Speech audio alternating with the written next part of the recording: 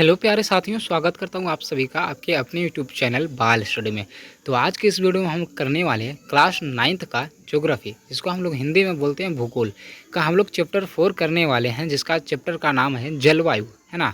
इसका हम लोग इस वीडियो में कारण बताएं, अति लघुतरीय और लघुतरीय।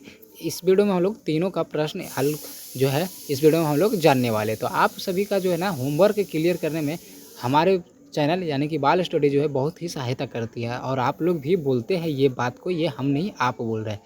लेकिन जो बच्चे अगर चैनल को सब्सक्राइब नहीं किए हुए हैं तो चैनल को सब्सक्राइब कर लीजिए, ताकि जो है ना जब भी हम वीडियो डालें तो आपके पास नोटिफिकेशन पहुंचे और आपका जो होमवर्क जो है क्लियर करने में ना सहायता प्रदान करे। और अगर आप लोग पूरे सब्जेक्ट का अगर क्लास करना चाहते हैं ना तो आपको क्लास भी मिल जाएगा। लाइव क्लास में जाइए, आपको लाइव क्लास जो है मिल जाएगा। तो चलिए हम लोग स्टार्ट करते हैं क्वेश्चंस को। चलिए देखिए यहाँ पे कारण बताए में बाबू, पहला क्वेश्चन देखिए क्या है कि राजस्थान में गर्मी का मौसम अत्यंत गर्म हो उठता है ना, क्यों? तो इसका कारण है मरुस्थलीय क्षेत्र होने के कारण। मरुस्थलीय कहने का मतलब बाबू की बालुई, है ना, जिसको हम लोग बोलते हैं रेतीला, है ना। मतलब वहाँ पे रेत का ये क्षेत्र है ना, मतलब बालुई क्षेत्र है।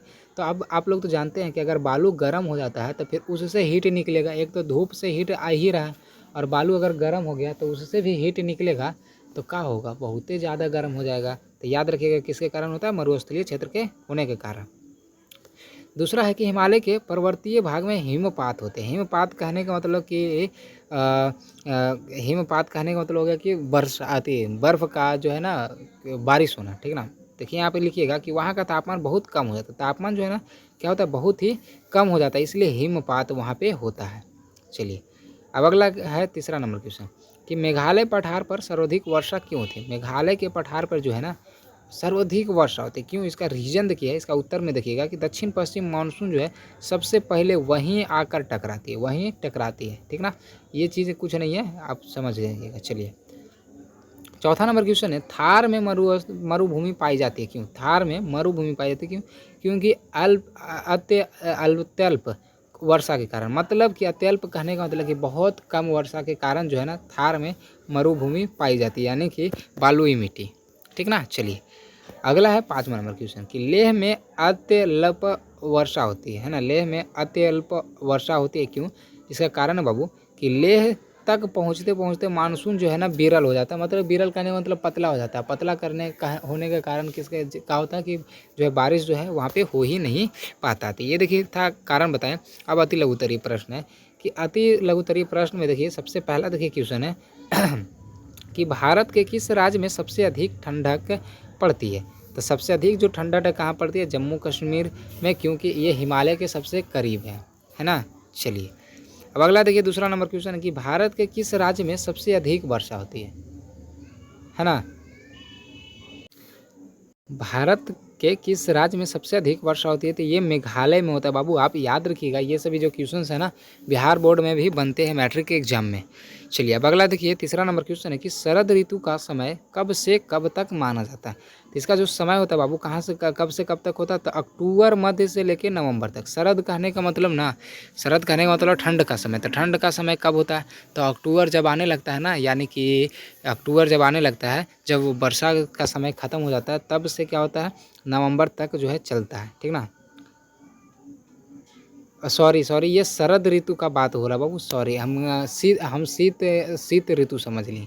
शीत ऋतु कहने का मतलब हो गया चाहते ठंड, बट यहाँ पे देखिए बोल रहा है क्या शरद ऋतु। तो शरद ऋतु हो जाएगा अक्टूबर से मध्य के बीच चलता है। चलिए इसके बाद देखिए इसका लघुतरीय प्रश्न है ना। तो लघुतरीय प्रश्न में देखिए बहुत सारे क्वेश्चन हम लोग एक एक करके सभी का आंसर जानने का कोशिश करेंगे, और आप सभी जो है ना समझने का भी कोशिश कीजिएगा। तो देखिए पहला क्वेश्चन क्या कि इस अध्याय के आरंभ में दिए गए तापमान और वर्षा ग्राफ 4.1 को देखकर बताएं, ठीक ना।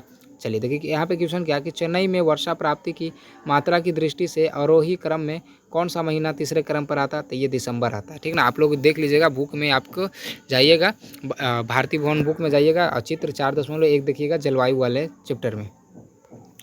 उसके बाद दूसरा नंबर क्वेश्चन, नागपुर में सबसे ठंड महीना कौन सा है, तो दिसंबर है। आप ग्राफ में जाइएगा आपको पता चल जाएगा वहाँ से। चलिए अब अगला देखिए तीसरा नंबर क्वेश्चन है कि दिल्ली में सबसे शुष्क माह कौन है, तो नवंबर है।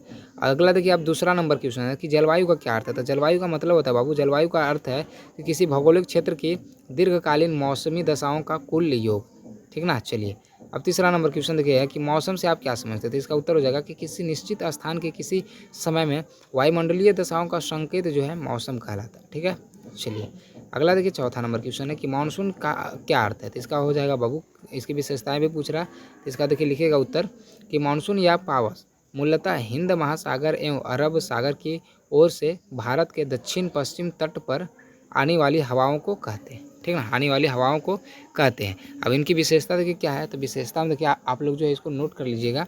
यहाँ से देखिए क्या है कि उच्च तापमान मिलना है ना, खासकर मई जून में, जबकि सूर्य की किरणें सीधी पड़ती है। औसतन 30 डिग्री रहता है, मतलब ताप रहता है। ठीक ना, 30 डिग्री सेल्सियस रहता है गर्मी। दिन में उच्चतम ताप 48 डिग्री सेल्सियस तक मिलना। दिसंबर में जब सूर्य की किरणें तिरछी पड़ती है तब तापमान जो है कितना होता है, 15 डिग्री सेल्सियस या इससे भी कम हो जाता है ना। दिसंबर में बहुत ही ठंड रहता है ना।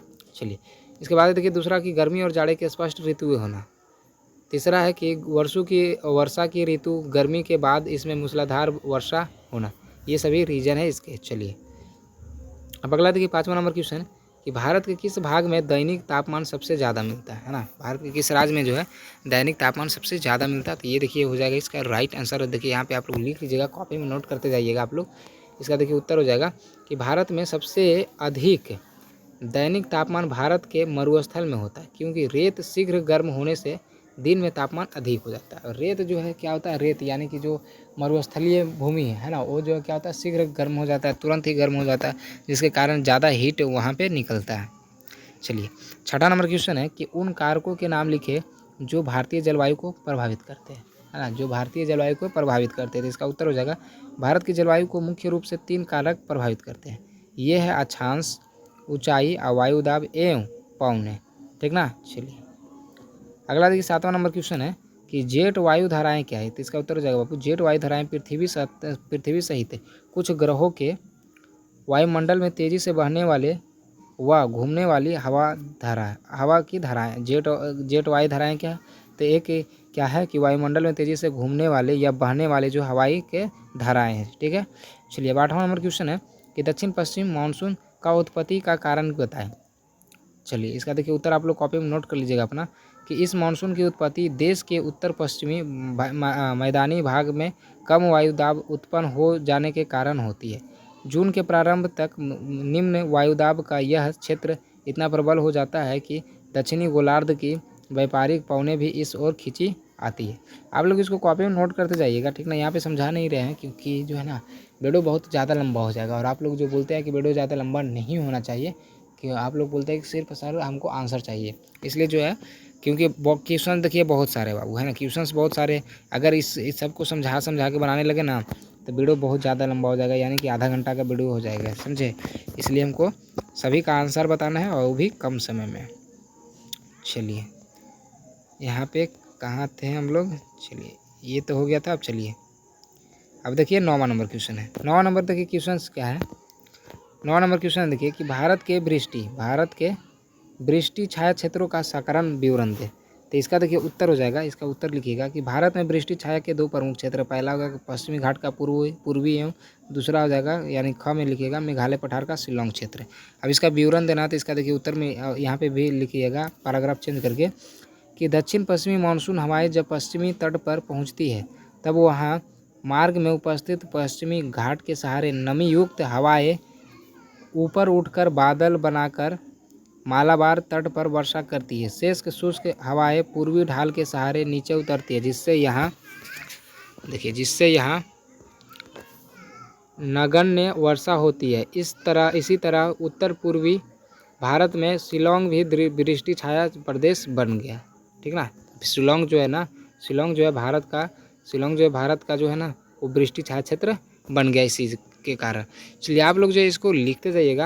यहाँ पे 10वां नंबर क्वेश्चन क्या है कि शिलोंग में वर्षा कम और मासिन राम में अधिक होता है क्यों। तो इसका उत्तर हो जाएगा कि बंगाल की खाड़ी से जब मानसूनी हवाएं बांग्लादेश होती हुई मेघालय पठार पर पहुंचती है तब यहाँ स्थित पहाड़ियों से टकराकर नमी युक्त हवाएं दक्षिणी भाग में स्थित मासिन राम में अत्यधिक वर्षा करती है। वहाँ जो मेघालय में जो पठार है वहाँ से क्या होती है, टकरा जाती है। टकराने के बाद फिर अब वहीं पे वर्षा कर देती है और वहीं पे जो मासिन राम है। तो इसीलिए जो है मासिन राम में आप लोग सुने होंगे कि वर्षा जो है अत्यधिक होती है मासिन राम में, है ना। मासिन राम वहाँ के मेघालय का जगह हो गया। और अगर पूछे कि किस राज्य में होता है तो मेघालय बोलेंगे, और जगह पूछेगा तो हम लोग मासिन राम बोल लेंगे, है ना। ये भी क्वेश्चन जो है ना क्लास 10th यानी कि मैट्रिक एग्जाम में बहुतों बार जाकर पूछा गया, तो आप लोग इसको याद रखिएगा। चलिए अगला देखिए, लौटते मानसून की ऋतु किसे कहा गया है और क्यों। इसका उत्तर हो जाएगा लौटते मानसून की ऋतु शरद ऋतु को कहा गया है ना। शरद ऋतु को कहा गया। अब क्यों कहा गया जो देखिए, क्योंकि शरद ऋतु का काल सितंबर से दिसंबर के बीच होता है, जब हल्की ठंड का आगमन हो जाता है और सूर्य धीरे धीरे दक्षिणायन में जाने पर भारत में मानसूनी पवने ताप व दाब की स्थिति के अनुसार प्रत्यावर्ती होने लगती है, ठीक ना। चलिए ये आप लोग उत्तर लिख लीजिएगा। चलिए अब देखिए बाबू है, यहाँ पे है 12 नंबर क्वेश्चन। तो 12 नंबर क्वेश्चन अब जो है सभी क्वेश्चन जो है ना आपको शो कर देते हैं स्क्रीन पे, आप जो उसको नोट कर लीजिएगा। देखिए 12 नंबर हो गया यहाँ पे। अब इसके बाद देखिए 13 नंबर क्वेश्चन है ना। 13 नंबर क्वेश्चन देखिए आप लोग जो है रोक रोक के आप लोग लिखते चले जाइएगा इसका आंसर। उसके बाद 14 नंबर क्वेश्चन कारण बताया था। कारण बताया में देखिए, कारण बताया में देखिए बहुत सारे क्वेश्चन है। पहला हो गया है ना कि भारत में अधिकतर वर्षा कुछ ही महीनों में होती है, क्यों। तो इसका उत्तर जो है आप यहाँ से कॉपी में आप अपना जो है नोट करते चल जाएगा। फिर दूसरा में देखिए क्या है कि तमिलनाडु तट पर जाड़े में वर्षा होती है, क्यों। इसका भी उत्तर है, तो इसका भी उत्तर में भी आप लोग लीजिए तमिलनाडु यानी कि चेन्नई में। चेन्नई में जो बहुत मतलब ठंडे के समय में आप लोग सुने होंगे कि आप लोग अगर गार्जियन कोई भी कमाने के लिए वहाँ गए होंगे ना, तो सुने होंगे कि बारिश हो रहा है, पैर बाहर रोड पे नहीं निकल पा रहे हैं, पूरा एकदम दुकान में पानी घुस गया ठंडे के समय में, ऐसा आप लोग सुनते होंगे। क्यों होता है जो आप लोग आंसर लिख लीजिएगा। फिर तीसरा यहाँ पे बोल रहा है दक्षिण भारत के डेल्टा भाग पर चक्रवातीय चपेट में आ जाते हैं, इसका भी आप लोग उत्तर लिख लीजिएगा, ठीक ना। चलिए 5वां ये था। अब देखिए 15वां नंबर क्वेश्चन है, क्या है कि भारत के किन 4 महीनों में सबसे अधिक वर्षा होती है। तो जून, जुलाई, अगस्त, सितंबर, ये 4 महीना में होता है। अब देखिए है लिखिएगा कि भारत की विभिन्न ऋतुएं कौन कौन है। तो यहाँ से देखिए आप लोग लिख लीजिएगा कौन कौन ऋतु है। जो हेमंत हो गया, शरद हो गया, वर्षा, ग्रीष्म, बसंत और शीत ऋतु या शरीर ऋतु, उसी को बोलते हैं हम लोग। यहाँ पे लिखिएगा देखिए 17 नंबर क्वेश्चन है, मानसून लौटने से क्या तात्पर्य है। तो इसका देखिए उत्तर यहाँ पे आप लोग कॉपी में नोट कीजिएगा। 18 नंबर क्वेश्चन भी देखिए आपके सामने है। और 19 नंबर के भी देखिए यहाँ पे कि जोधपुर में दिल्ली से कम वर्षा होती है, क्यों। तो इसका भी आप लोग उत्तर लिख लीजिएगा। चलिए 20 नंबर क्वेश्चन है कि दक्षिण पश्चिमी मानसून के द्वारा चेन्नई में कम वर्षा होती है, क्यों। इसका उत्तर आप लोग जो यहाँ से लिख सकते हैं। चलिए अब है यहाँ पे 21 नंबर क्वेश्चन भी है। फिर हो गया 22 हो गया, और फिर देखिए ये 23 हो गया, ठीक ना। 23 नंबर क्वेश्चन क्या है कि जाड़े में भारत में कहाँ कहाँ वर्षा होती है। तो ये होता है भारत में जो शीतकालीन वर्षा ज़्यादातर तमिलनाडु में होती है, अभी हम लोग देखे थे, और उड़ीसा में होती है। अब लास्ट नंबर क्वेश्चन है 24 नंबर क्वेश्चन, मौसम और जलवायु में क्या अंतर है। तो इसका उत्तर लिखिएगा किसी स्थान का मौसम उस स्थान के तापमान, आर्द्रता, पवन दिशा और प्रवाह, वायु दाब, वर्षा आदि के तत्कालीन प्रभाव को कहते हैं, मौसम कहते हैं, है ना। और जलवायु जो है लिखिएगा, जबकि जलवायु जो है क्षेत्र के लगभग 30 वर्षों के औसत मौसम को उस स्थान की जलवायु कहते हैं। मौसम जो है बाबू झट से बदल जाता है, मौसम जो है झट से बदल जाता है। देखते हैं कहीं धूप कहीं छाया, ये है ईश्वर की माया, है ना। ये जो बदल जाता है कभी धूप कभी छाया, तो ये मौसम हमारा गलत है। बट जो जलवायु होता है वो जलवायु बदलने में बहुत ही समय लगता है, ठीक ना। लेकिन मौसम जो है तुरंत से तुरंत बदल जाता है। तो चलिए आप लोग को ये वीडियो आशा करते हैं बहुत अच्छा लगा होगा। आप सभी का जो उत्तर ये जो दिए ना एकदम सटीक था, और आप लोग को समझ में भी आया होगा, ठीक ना। कॉपी में नोट कर ले जाइएगा, क्योंकि ये सभी जो आपको होमवर्क क्लियर करने में और एग्जाम में ये सभी से क्वेश्चंस बहुत सारे क्वेश्चंस पूछे जाते हैं। 9th का है फिर भी पूछा जाता है, इसको हल्के में मत लीजिएगा। चलिए तो आपको वीडियो अच्छा लगा तो दोस्तों के पास शेयर जरूर कर दीजिएगा, वीडियो को लाइक भी कर दीजिएगा नहीं किए तो, और साथ ही साथ कमेंट करके ये बता दीजिएगा कि आपको वीडियो कैसा लगा। चलिए मिलते हैं अगले वीडियो में, तब तक के लिए जय हिंद जय भारत।